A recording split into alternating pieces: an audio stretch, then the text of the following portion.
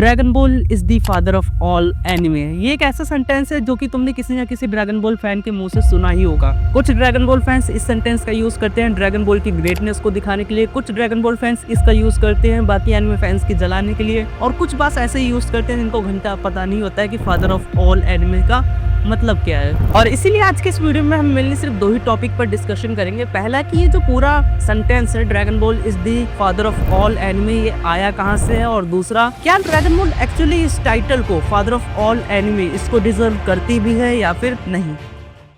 तो सबसे पहले हम बात करते हैं कि ये जो पूरा सेंटेंस है dragon ball is the father of all anime, ये आया कहाँ से है। तो एक चीज पहले मैं क्लियर करना चाहूंगा कि फादर ऑफ ऑल एनिमे ये कोई ड्रैगन बॉल का ऑफिशियल टाइटल है ही नहीं, क्योंकि ना कभी किसी स्टूडियो ने ना किसी एनिमे क्रिएटर ने ड्रैगन बॉल को फादर ऑफ ऑल एनिमे बोला है। और अब मुझे पता है कि तुम लोग मुझसे यही पूछोगे फिर ये सेंटेंस आया कहाँ से है, तो मैं तुम लोगों को बता दूं कि ये सेंटेंस आया है 90s और 20s के ड्रैगन बॉल फैंस के पास से, जो कि बड़े ही हुए हैं ड्रैगन बॉल को देखते हुए, और उनकी जो पहली एनिमे थी वही ड्रैगन बॉल थी। इन्हीं ड्रैगन बॉल फैंस ने इस टाइटल का इन्वेंशन किया है और इसको पॉपुलर भी इन्हीं लोगों ने किया है। और एक और चीज जिसके बारे में मैं जरूर बात करना चाहूंगा, जिसको ज्यादा करके एनिमे फैंस और ड्रैगन बॉल फैंस इग्नोर करके रख देते हैं, जो कि है कि जब भी कोई ड्रैगन बॉल को फादर ऑफ ऑल एनिमे बोलता है तब उसके कहने का मतलब होता है कि ड्रैगन बॉल फादर है ऑल बैटल शोनन एनिमेस का, not slice of life animes, horror animes, psychological animes या फिर रोमांस एनिमेस, क्योंकि इनमें इससे कुछ भी नहीं है ड्रैगन बॉल में। और इसी एक सिंपल सी चीज से जो पूरी डिबेट है dragon ball is the father of all anime,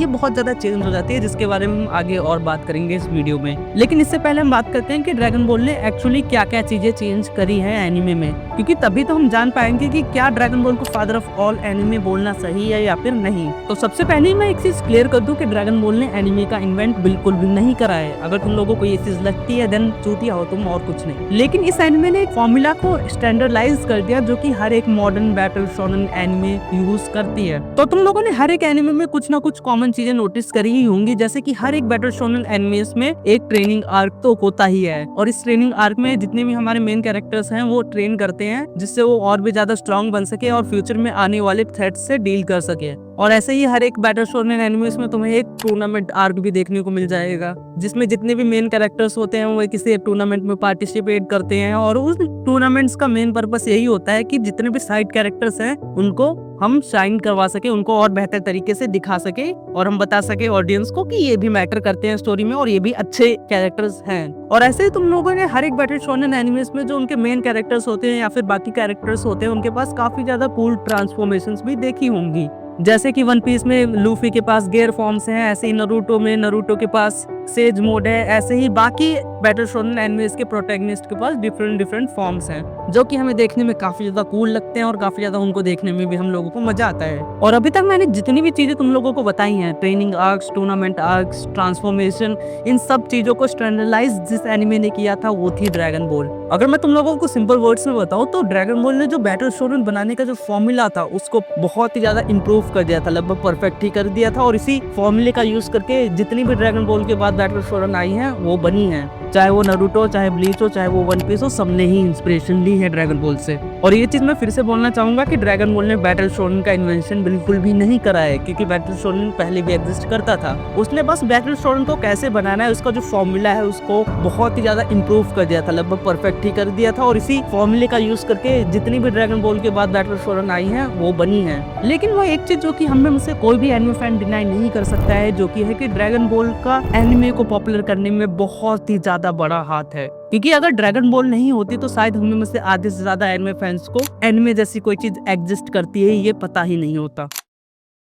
और अब फाइनली हम उस चीज पर बात करते हैं जिसके लिए तुम इस वीडियो को यहाँ तक देख रहे थे, जो कि है कि क्या dragon ball father of all anime ये जो टाइटल है इसको डिजर्व करती है या फिर नहीं। और अगर मैं तुम लोगों को अपना पर्सनल ओपिनियन बताऊं तो नहीं, ड्रैगन बॉल अपने आप को फादर ऑफ ऑल एनिमे बुलवाना बिल्कुल भी डिजर्व नहीं करती है, क्योंकि जैसे कि मैंने तुम लोगों को इस वीडियो में बताया कि ड्रैगन बॉल ने कुछ नई चीज का इन्वेंशन करा ही नहीं था, उसने सिर्फ पहले से जो पड़ी हुई चीजें थी उनको उठाया, उसको और रीडिफाइन किया और उसको बेहतर तरीके से करके दिखाया, और इसी चीज का यूज करके बाकी मॉडर्न शोनन भी बनी। तो जैसे कि मैंने तुम लोगों को इस वीडियो में अभी तक बताया ही है कि ड्रैगन बॉल का जो मेजर कंट्रीब्यूशन है वो शोनन एनिमेस पे रहा है, स्पेशली बैटल शोनन एनिमेस पर। और अगर तुम लोगों को नहीं पता है तो मैं तुम लोगों को बता दूं कि बैटल शोनन एनिमे एक सब जॉनरा है शोनन का, और शोनन के अलावा भी और भी बहुत सारे जॉनरास एग्जिस्ट करते हैं एनिमे में। जिनको इंप्रूव और पॉपुलर करने में ड्रैगन बॉल का कुछ खास कंट्रीब्यूशन नहीं रहा है। और अगर तुम ड्रैगन बॉल को फादर ऑफ ऑल एनिमे बोल रहे हो, जिसका मतलब तुम ड्रैगन बॉल को फादर ऑफ ऑल एनिमेज, जिसमें सारे के सारे जॉनरास आते हैं, उन सबको ही बोल रहे हो, चाहे वो शैनन एनिमे हो, चाहे वो शोनन एनिमेज हो, चाहे वो बाकी जॉनरा के एनिमेज हो। और यही चीज मेरे हिसाब से बिल्कुल भी सही नहीं है।